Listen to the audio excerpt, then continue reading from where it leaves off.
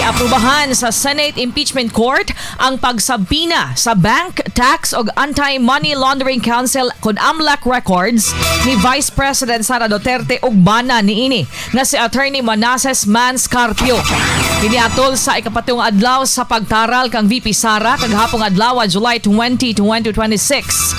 Apan una pa man mihatag sa ruling kung desisyon si Presiding Officer Senator Cheese Escudero, gihatagan una og higayon ang depensa sa ilang posisyon.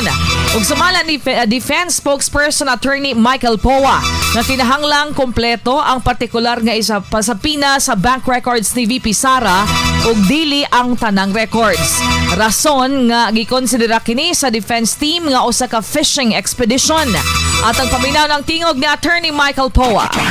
It has to be evidence that is both relevant and material. So ang tanong namin, saan ba dito yung relevant or material? Kasi lahat na po ng records hiningi eh. Kaya namin natawag na fishing expedition ito. Kasi lahat na ng records hiningi pero hindi naman matukoy which would actually be relevant.